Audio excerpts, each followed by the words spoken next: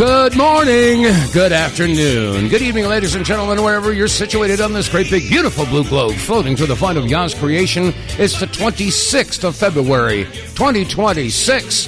And yeah, the media's up to its old tricks. They just do what they do, you know? What can I say? Well, we see through it. And as a result, guess what, legacy media? I got a message for you.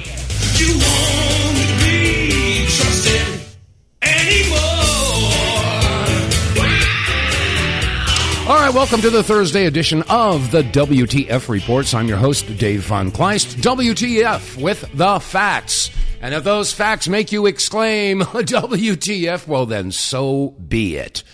Well, the ripple effect is happening after the State of the Union address. So many people now are seeing, through the facade of the Democratic Party, the Liberal Party. Now, I'm not going to get into this whole partisan politics. Well, unfortunately, it's being shoved in our faces, and we have to take a look at it and see how they're playing the American people and the people of the world for the fools that they think we are. But we see through it. And, they want the division. They are desperate to get people to hate the left, and the left hates the right. And again, they're pushing for a horizontal conflict. They want a civil war, right versus left, libs versus conservatives, et cetera, red versus blue. Well, you know what? I think that that particular playbook has been played to death. And now people are starting to see it. They're seeing through it. But anyway, where do I start today? I tell you what, I'm going to start off. There's several things I want to get to. But right off the bat, I'm going to go to the dictionary. And we're going to look at the definition of the word genocide. All right? Now, I pulled it up on my computer here, and there are several different ways to look at it. As a noun, genocide is, and I read, the deliberate and systematic killing or persecution of a large number of people from a particular national or ethnic group with the aim of destroying that nation or group. All right? Now, as a verb, the definition is deliberately and systematically kill or persecute a large number of people from a particular national or ethnic group with the aim of destroying that nation or group. All right? So, with that in mind, let's visit an interview. Piers Morgan was talking to Abby Martin. And Abby Martin... she spelled it out. She said the following. Here it is. Do you believe that what's happened in Gaza constitutes genocide? Here's Abby Martin's response. I do, and I think that the fact that this debate is raging on shows that what Israel is doing is egregious enough. The fact that people are actually having a debate on whether or not it is genocide. Like you said, the International Court of Justice has agreed that there's a plausible case for genocide. I think that you just clearly articulated several factors that Israel is, in fact, carrying out. The mental bodily harm and carrying about conditions to destroy a group of people. Clearly, the complete siege on Gaza, the elimination or the prevention, rather, of water, food, electricity, the prevention of aid, widespread preventable illnesses, killing people. Now we see 2 million people on the brink of starvation. Clearly, these are all intended to destroy a group of people. When you compound that with the indiscriminate bombing in the most densely populated places on Earth, I would absolutely constitute that as genocidal killing. And then Piers, compound that with the fact that there's genocidal intent. This is usually one of the hardest things to prove in a case of genocide. Not the case in Israel's genocide in Gaza. We have 5 pages just in the ICJ ruling that clearly lay out the explicit intent to carry out genocide. And I'll just point to 2. The Israeli president, who said shortly after October 7th that no civilian in Gaza is innocent, and that they should have overthrown Hamas. And because they didn't, they are essentially worth killing. And then you have the defense minister shortly after October 7th that these are human animals and we need to act accordingly, as he announced the complete siege of Gaza. So taking all that into account, I would absolutely constitute what is happening is genocide, and Israel needs to be held accountable and stopped immediately because it's the gravest crime against humanity that a state can commit. Okay. Now, we know that many of the Israelis, not just in the regime, But many of the Israeli citizens themselves believe that every man, woman, and child, even the kids, they say that, well, they're going to grow up to be terrorists, and so we have to kill them too. I mean, this is the mindset of a lot of Israelis. Now, there are a lot of Israelis that are against this. I mean, there are all kinds of demonstrations in the streets, and a lot of these Israeli Jews realize that this regime, the actions being taken, are forcing a crosshair of the world on Israel and the United States because of what we're doing. Now, there can be no denying at this point that mindset is sick.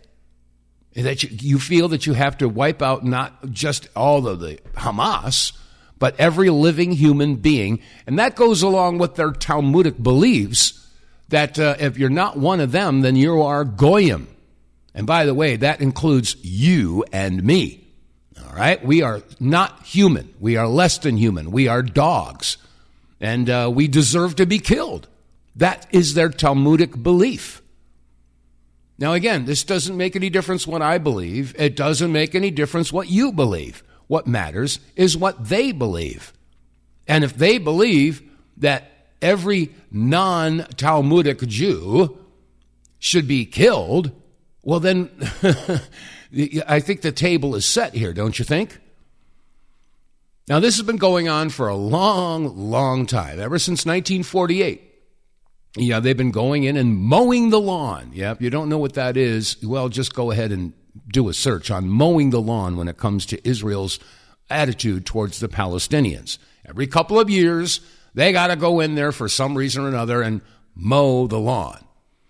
So, and God help these people who think that they're going to have some sort of big real estate development and turn the entire Gaza Strip into the Riviera of the Mediterranean, building their hotels and all of their casinos on top of the bones and bodies of tens of thousands of women and children. I mean, if there's going to be a haunting, I think that would be a really prime place for that, if you believe in that. But anyway, I mean, this mindset is sick. Now, we know that for years and years, the Israelis had been accused of organ harvesting. And as a matter of fact, let me see, I got a post here that says that Israel has made the Guinness World Record for organ harvesting, for organs. Let's listen to this. So it appears Israel have resumed the harvesting of Palestinian organs. A British Palestinian surgeon, somebody who can not be labelled a Hamas member, has spoken out about the photographs he has received of cadavers that were handed over by Israel. And he notes that it appears highly indicative that there has been organ harvesting occurring. He has said that the bodies show clearly surgically removed lungs, hearts, kidneys and livers done in a professional surgical way using specialized tools with zero damage to surrounding tissues. All of these bodies also belonged to Palestinians who had, of course, been imprisoned while they were alive, which is one of the hallmarks of organ harvesting. Israel, as we know, have form on this.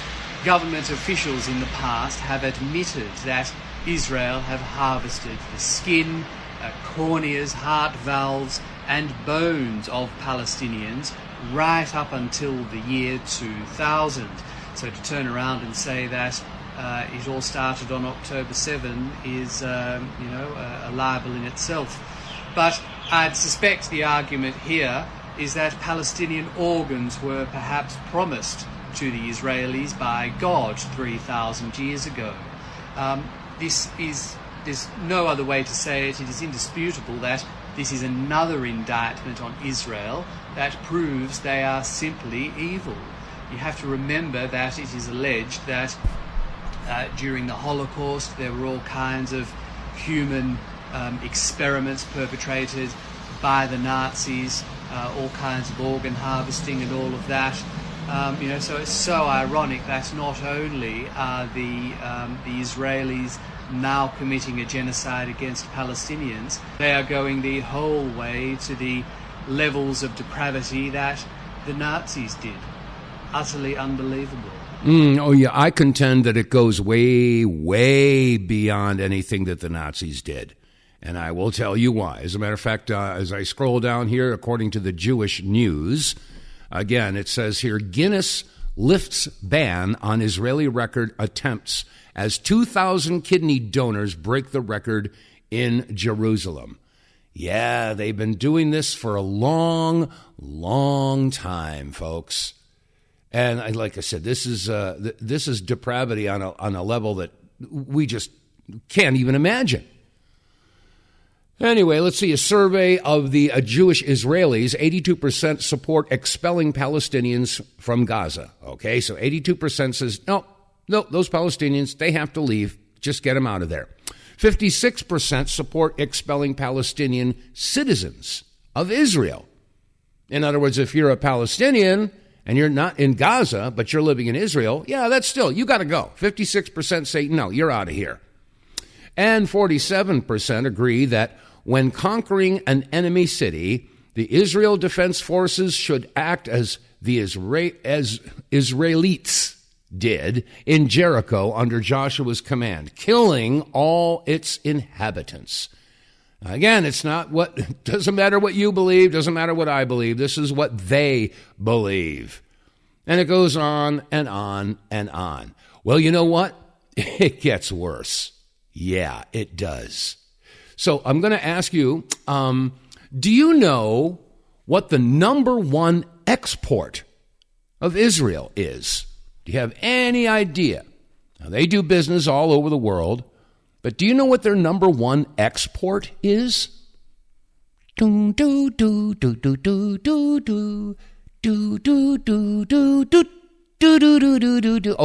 time's up. Do you know what the number one export of Israel is? Well, it's diamonds. Whoa, did you know that?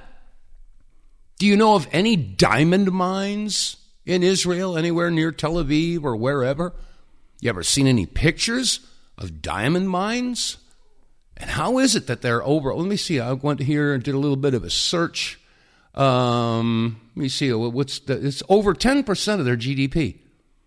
Yeah, I mean they've got diamonds going out. How does that happen? Where do these diamonds come from? Well, here we go. All right, now keep in mind. Now we're talking about, we just heard from Abby Martin talking about genocide. I gave you the definition, the dictionary definition of genocide.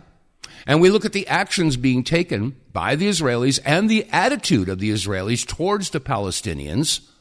Yeah, and I think it's pretty clear. You'd have to really be a dumbhead nang to not recognize genocide. The rest of the world sees it. The International Criminal Court sees it. The UN sees it. Everybody, all the international organizations see it. Well, okay, I digress. Let me go back to this issue about diamonds. And tie this in also, put in the back burner this issue. We were just talking about organ harvesting. And by the way, I covered this a week or so ago. Yeah, the skin bank in Israel, they are like the number one bank for human skin. All right, so now we're not just talking about, skin is the largest organ in our body, so I guess that you could call that organ harvesting. But aside from kidneys and livers and lungs and eyes and corneas and all kinds of stuff, it's also skin. Well, after you harvest those organs, after you have profited from the distribution and sale of these very highly sought-after commodities, what do you do with the rest of the body? Well, I'll tell you what. Go do a search like I did, and you type in bodies into diamonds. Yeah, you got that right. Uh-huh. And my brave search here comes up here, and let's see, Vice.com. Meet the man who transforms corpses into diamonds. Really? Discover Magazine, headline, after you die, your body could be turned into a diamond. Okay, let me see. Here's another website here, thewarriorsjourney.org, turning the dead into diamonds. NPR.org, from ashes to diamonds. And let's see, Lonite.com, cremation, diamonds from ashes. The Business Insider, dead people and pets are being forged into sparkling gems. The Cremation Society of Philadelphia, turning ashes into diamonds. Costa Funeral Services, method to convert the ashes of the deceased into diamonds. It goes on and on. It's in Popular Mechanics, how ashes can be turned into diamonds after you're dead. YouTube, this woman turns people's ashes into diamonds. It goes on and on. This is not conspiracy theory, folks. So, if you have an abundance of bodies, you can have an abundance of diamonds. And what is the number one export out of Israel? Dear campers, connect the dots. Now, these are God's chosen people, so we shouldn't question this whatever. No, don't you dare do that. No, nothing nefarious going on here. Folks, if you still believe that Israel and the imposter Jews are God's chosen people, you have to ask, which God? Because it sure as hell isn't the God of Abraham, Isaac, and Jacob.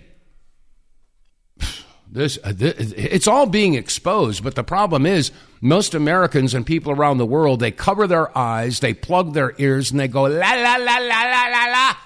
October 7th, la, la, la. Holocaust, la, la, la, la, la, la, la. God's chosen people, la, la, la. 6 million, la, la, la. October 7th, la, la. How do you get through that? How do you bypass that? That's just amazing. Just amazing. Anyway, I wanted to share that. Oh, by the way, I didn't give out the phone number. If you want to call in, something that you want to contribute to the broadcast, I welcome you to do so. 215-867-8255. Again, that's 215-867-8255. Okay, staying on topic here. This is pretty sick stuff. Now, there was a woman, her name is Maria Weiss. She's an anatomist. And, we got a call right off the bat. All right, so let's go to the phones. Okay, hello, caller. Let me have a take a look here. Oh, it looks like it's Cynthia. Hello, girl. Hi. So, our way of helping those Palestinians could be to get us out of the UN. So, we are not there to block the UN acting on this genocide issue. And there's an even more important reason to people who aren't concerned about the Palestinians. And I heard this from Mike Gaddy of Rebel Madman Radio. Mm-hmm. And he said that Trump has left us signed in to a UN program that is attempting to document all gun owners planet-wide. Okay. That's no surprise. That's not, people could think, he got us out of the UN, but that's not true. He didn't. It actually requires a vote of the Senate. So we have to start at the petitioning process. You can get the petition available at reclaimingtherepublic.org, or Dave VanKleist could actually put it on his website, just saying. Or just go to reclaimingtherepublic.org and download that petition, start getting people signed up saying we want out of the UN because it is not constitutional for us to be in it anyway. Because Correct. It impairs our sovereignty. Mm-hmm. So let's do that as a project, and people need to call in and brag about how many people they got signed up and what day they presented it to their county representatives, because the county representatives need to tell the state representatives that they must do this. The state legislatures must go after the senators because they can recall the senators. People don't realize this because it hasn't been done in a long time, if ever. Mm-hmm. But it is allowed in the Constitution. The state legislature can recall a senator and say, you have to vote the way we say or you're out of here. Yeah. And we're going to so that's kind of outlined the process. We need to get going because this UN project is supposed to start up in May. Mm-hmm. Well, you're Thank right. you, Dave. Well, you're right. Call in. No, I agree with you. Again, the website, for those of you who want to get a copy of the petition and get people to sign on, it's reclaimingtherepublic.org. Reclaimingtherepublic.org. And it's true.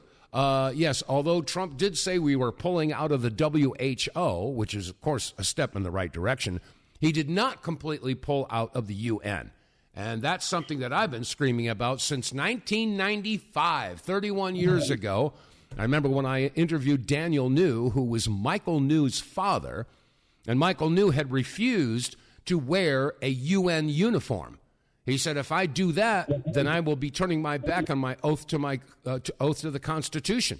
And not only that, but I would be out of uniform according to the UCMJ, the Uniform Code of Military Justice. So he refused to wear that uniform with the UN patch on the senior shoulder, and for his efforts, he was court-martialed. And so that's when I wrote the song called The Ballad of Michael New. You know, so yeah, we need to take that UN flag and just throw it in the trash. So yeah, we should have pulled out of that a long time ago. So anything else? Anything else, Cynthia? Well, that was the biggie. Was the fact that they were trying to document all the gun owners in the United States for the UN's use. Mm-hmm. Yeah. And we don't want to do that. All right, well, let's spread the word here, restoringtherepublic.org. So, reclaiming the republic. Oh, I'm sorry, yeah, reclaiming. I've got it written down here. I'm just looking at it sideways. Yeah, reclaimingtherepublic.org. All right, thank you so much, Cynthia. I appreciate it. All righty, bye-bye. All right, have a wonderful day. All right, yeah, 215-867-8255. And by the way, I want to get back to this thing about the organ harvesting, but there is some developments in the Middle East. The USS Gerald Ford, a huge aircraft carrier, was on its way to do some dastardly deeds, and all of a sudden they started having plumbing problems. Yeah, now keep in mind that these aircraft carriers, they got like 4,000 sailors on those ships, and all of those sailors got to go to the bathroom. So the problem here, what happened? Well, golly gosh, the entire septic system on the ship started backing up.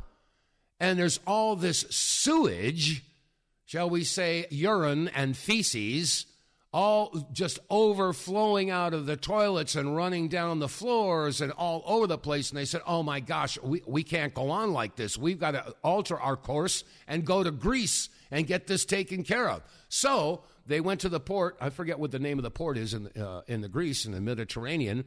But that sort of took the USS Gerald Ford out of commission. Now, why did that happen? Well, it's rumored, can't say this for sure, but there are several reports online, that a lot of the sailors on that ship understand what's going on here. They know that Israel is leading the United States around by the nose, and Israel has had a Jones for war going against Iran since the late 90s. Since 1995, we're talking over 30 years ago, Bibi Netanyahu keeps on going, Iran is only months away from making a nuclear bomb. I mean, one year after another. I'm sure if you've been online, you've seen all of the different clips. In 2005, in 2001, in 2007, in 2011, in 2014, in 2015, year after year after year, Bibi is on television saying, Iran is only weeks away from a nuclear bomb. He's been wanting to go into Iran for so very long. And now it's right on the edge. He's almost ready to do it. And he's got the United States, of course, like I said, leading us around by the nose. And so they bring in the USS Gerald Ford, and a lot of the troops out there on that, those sailors, I got a feeling that they know exactly what's been going on. So all this sewage that's sloshing about on the decks or in the lower levels, and they had to stop their mission and go to Greece to get this cleaned up and fixed. How did it happen? Well, it's rumored that the sailors were flushing socks, T-shirts, underwear, and towels down the hopper with the express purpose of blocking up the system to take the USS Gerald Ford offline. I applaud these guys. Anyway, okay, going to take a quick break and I'll be right back. Get More Tank will save you money every month on gas. Get More Tank is a tablet with active ingredients that adds big mileage to every tank. Made in America, the Get More Tank formula is used by trucking companies and heavy industry. Now the Get More Tank formula is available to you. Get More Tank works in any gas or diesel engine, cleans your engine, lowers emissions, and you'll feel improved engine performance every time you step on the gas. Get More Tank works for cars, trucks, boats, motorcycles, four-wheelers, mowers, and blowers. Hey, if you got an engine, then Get More Tank.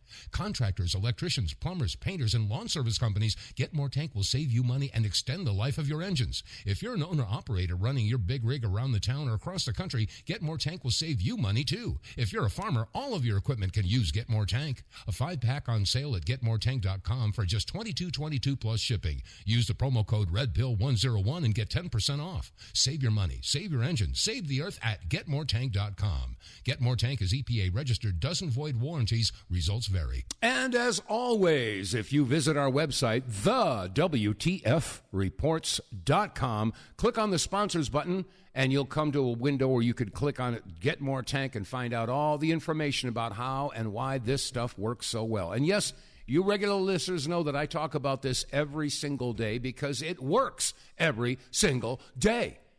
Once you use the Get More Tank tablets, put them in your gas tank, you're going to find, number one, you got more power. When you hit the accelerator, your vehicle takes off. You'll almost feel G-forces.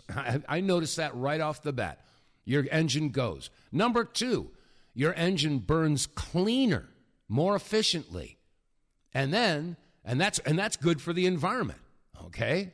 So, and number three, and this is the moneymaker, literally, after you've used this for a couple of tanks, you will start to see improved gas mileage or diesel mileage because it works in both diesel and gas engines. And you'll find anywhere between 15 and 20% improved mileage, which means that's money in your pocket. When you use the promo code and get the discount, it costs you $20. You got 5 tablets and 1 tablet per tank. Yeah, you do the math, folks. If you're getting 20% better mileage, that means the 5th tank is free. You spend $20, you get a free tank of fuel. No brainer. And plus your engine runs better, cleaner, more power. So I don't know what you're waiting for, folks. Go to TheWTFReports.com, click on the sponsors page, and get more tank.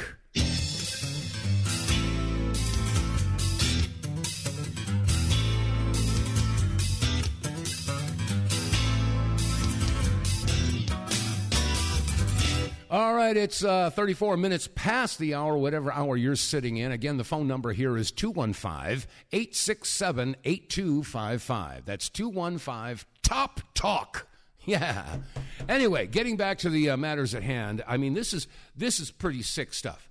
We're finding out more and more and more about what has been going on over there in the Middle East. And I'll tell you, the more you dig, the more rocks that you pick up when you're doing your research, the more the bugs scatter and the more rocks that you've got to pick up. And in regard to this issue about organ harvesting, yeah, it gets even worse. As a matter of fact, here's Maria Weiss. She's an anatomist. And she says, here it says, people are quick to dismiss this as some sort of conspiracy theory, but the practice of routine organ theft has been covered extensively by national media. She's speaking, obviously, excuse me, in Hebrew, and the subtitles read as follows. It says, "We do not touch soldiers' bodies. We take we take organs from the others." From who, he asks. They used to take organs from the bodies of Palestinians, and then the immigrants and foreign workers. Is the skin bank? I gotta stop that. Go back a little bit here. Question: is this skin bank big compared to other banks around the world? Again, we were just talking about the skin banks, and Israel seems to be the number one source of human skin. All right, so again, the question is this skin bank big compared to other banks around the world? The biggest in the world? Yes. What is the organ donation rate given the population of Israel? Why are you laughing?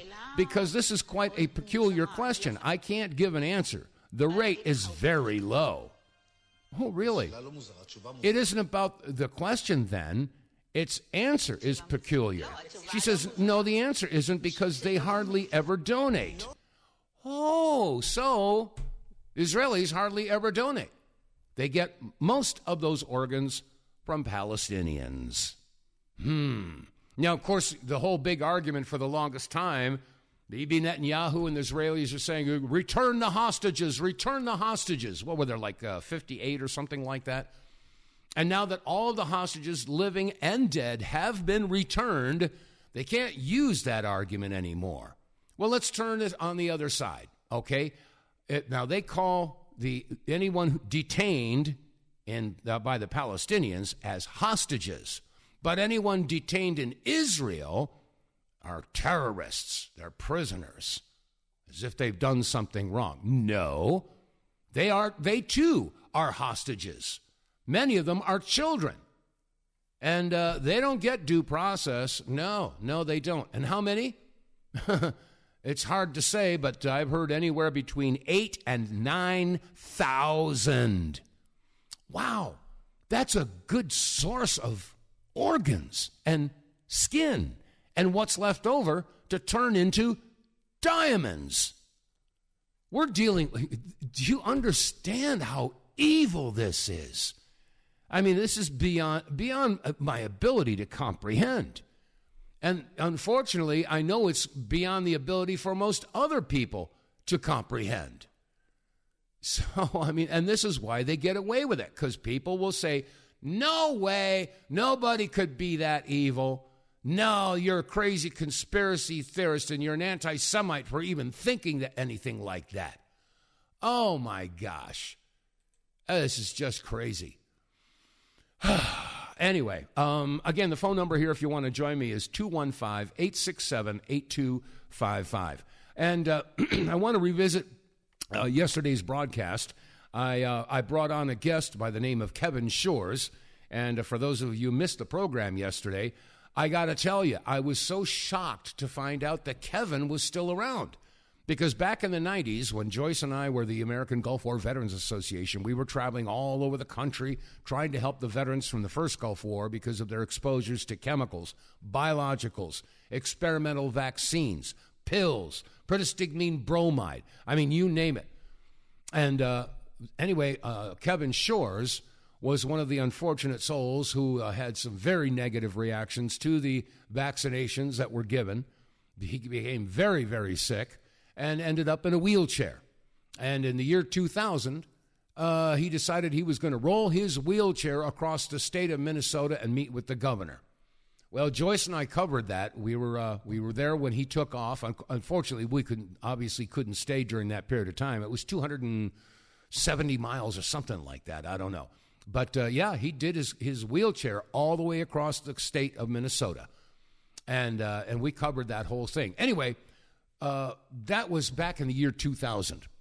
Well, from that time on, I mean, then we started the Power Hour broadcast, and years went by, And let me see, 2009 is 2010 when I was no longer with the Power Hour. And then we fast forward to about 2 or 3 years ago, and I was invited to be a guest on a podcast in regard to the issue of the 9/11 attacks. Of course, you regular listeners know that I was heavily involved in the investigation in that, and with the documentary 9/11 in Plain Sight and the sequel 9/11 Ripple Effect. I had a pretty significant contribution to the 9/11 truth movement. Well, anyway, so I was being interviewed on this podcast, and then he opened it up and started taking phone calls. And lo and behold, one of the callers was Kevin Shores. I said, what? I mean, my gosh, that was 25 years ago. I hadn't heard from him. I thought that he had passed away. But anyway, I was obviously very pleasantly surprised and pleased to find out that he was still alive and kicking and still bucking the system. So anyway, that's why I had Kevin on as a guest yesterday so he could tell his story. But what prompted me is that, it had been years since I went back and reviewed the documentary that we produced called Beyond Treason. Now, you can find that on BitChute. Let me see. Was it BitChute or Rumble that I had it? I believe it was BitChute. Let me see. I've got it pulled up here. Yeah, BitChute. BitChute.com. If you go to BitChute.com and do a search for Beyond Treason, and it's a 20-year-old documentary. That's true. But I got to tell you, it's all the documentation is still valid. It's still there, and they are still doing it today. So I would highly recommend and suggest that you go back and take a look at that documentary film. And I went back, and like I said, I started watching it. It's let me see, how long is it? It's it's about an hour and a half. Yeah, it's about an hour and a half, but it's just filled with documentation. And my hat's off to Joyce, rest her soul. She did so much to help the veterans, and this was a joint effort during those years. So that was her baby. That's what that Joyce wanted to do. I mean, of course, I was involved in the production, et cetera, and I had my contribution to it. But that was basically Joyce's baby. But anyway, so I would highly recommend that you go and check that out, because all the documentation, like I said, she came forward with all the documents. So anyway, again, the phone number here is 215-867-8255. There were a couple other issues that I wanted to get here today, but I'm still trying to get over this issue about the bodies being turned into diamonds. Yeah. And then you find out that diamonds are the number one export of Israel. I wonder how many bodies they have to process to become the number one supplier of diamonds. This is, just do the math, folks. This is just crazy. Anyway, let's see. It's 46 minutes past the hour. Going back to this issue about the USS Gerald Ford, there might be a bad word in here. I don't know. I remember going through this one. Maybe it wasn't this one, but Stu Peters reported the following. They're doing a tremendous service to all of humanity. Correct. By putting whatever they can find in the toilets. You were on with this on this program. You said, you predicted everything that you've predicted here has been pretty much exactly what has taken place.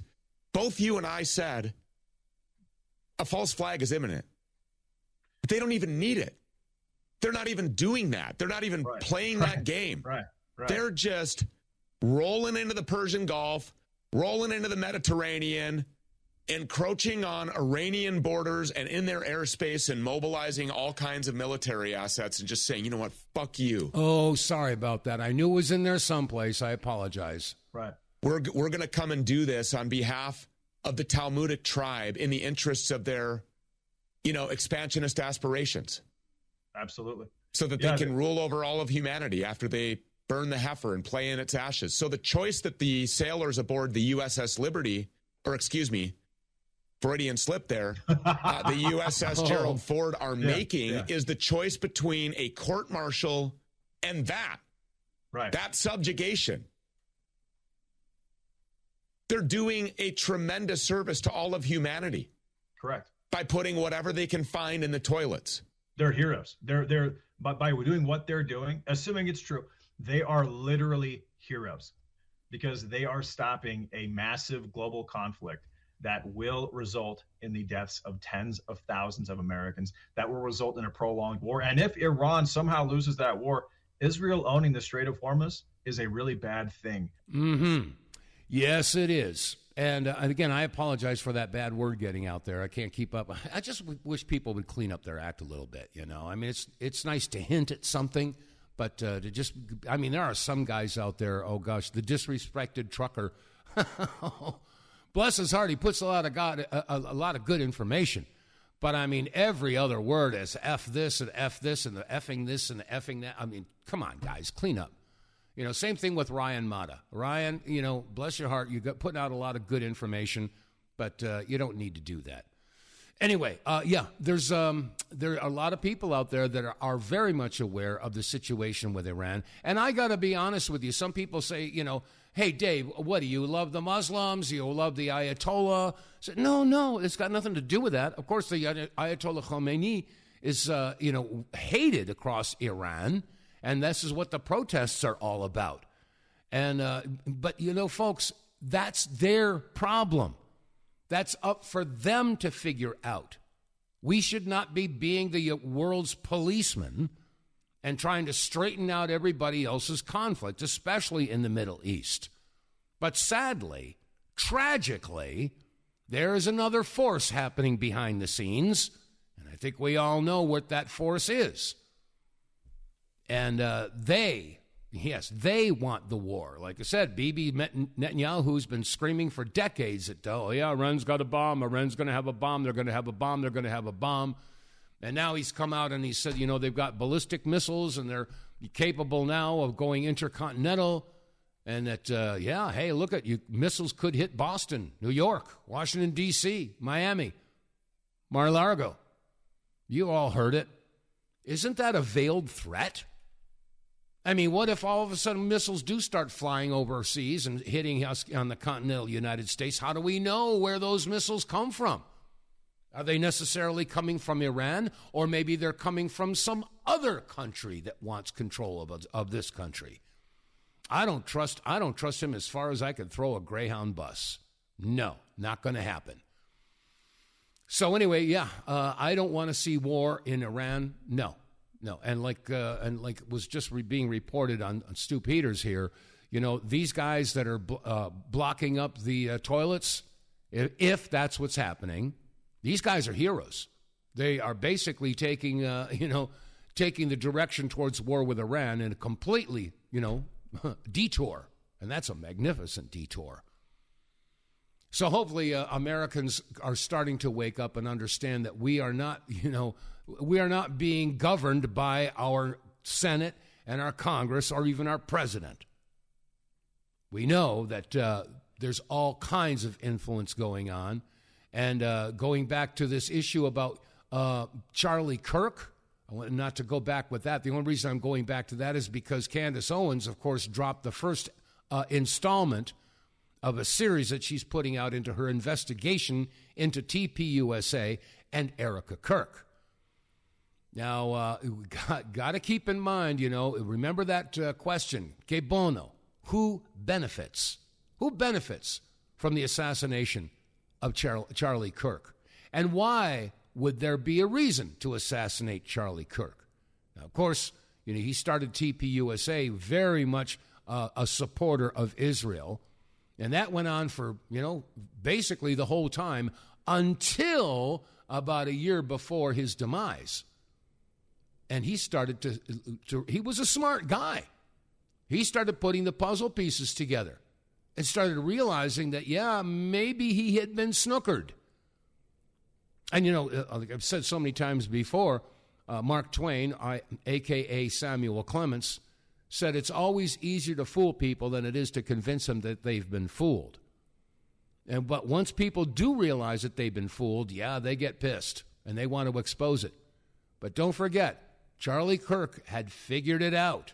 Listen to this. Charlie Kirk already knew what was up. The evidence that shows that Epstein was a creation of either Mossad, Israeli intelligence, American intelligence. Okay, I'm going to pause it right off the bat. Jeffrey Epstein Mossad, U.S. intelligence, CIA, he figured it out.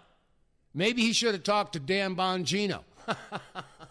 And Dan, what an a-hole you've turned out to be. Anyway, go ahead, Charlie. Saudi intelligence, or maybe he was just a hired gun. Maybe he was just the guy that countries would go to and park a couple $100 million and say, hey, can you get one of the members of the royal family with a 13-year-old so we can get them to do what we want to do? Members of Congress are actively being blackmailed. The Epstein playbook is being used on a daily basis. Jeffrey Epstein was not a financier. He was not a hedge fund manager. Jeffrey Epstein was a key player in a multi-decade blackmail operation against the most powerful people on the planet. Wow. So he figured that out. Yes, and all the evidence points to one little country over there. That little blue tiny hat country. He figured it out. And I could go back and play all the other clips where he talks about his donors, and he talks about raising the question about whether or not there was a stand-down order. Yeah, he figured it out. And then you couple that with the idea that he was going to have TPUSA audited because of the millions and millions of dollars flowing through there. And, of course, they're a nonprofit organization. They don't have to pay taxes on that. So he started digging into that. And like I said, where's that money coming from and who's benefiting? Remember, he was offered $150 million from Bibi Netanyahu, and he turned it down. Yeah. He was no longer allowing himself to be controlled by a particular group of people. So, well, now he's gone. And who benefits? All of a sudden, TPUSA doubles down on its support of Israel and the tiny hats. And now Candace Owens is uncovering it all. And there is a massive campaign right now. Media influencers, I don't know whether they're being paid. Well, there's been the discussion about $7,000 for every pro-Israel post you put out there. Tim Pool, hey, you making some good jing out there? Hey, Dan Bongino, I wonder how much they're paying you. And now they're going after Candace Owens. I'll bet you that there's an extra bonus on that paycheck, because now there's just all coming out and say she's a demon, she's evil, she's this, she's that. No, she's the only one doing a real investigation into Charlie Kirk, Charlie Kirk's assassination, TPUSA, and Erica Kirk. And I got to tell you, I saw the first installment, and maybe the FBI should take some notes on the investigation, because this is just incredible what Candace Owens is pulling up. And well, she should. I mean, stop and think about it. I mean, Charlie Kirk was he was very likely going to be a presidential candidate. Sharp as a tack.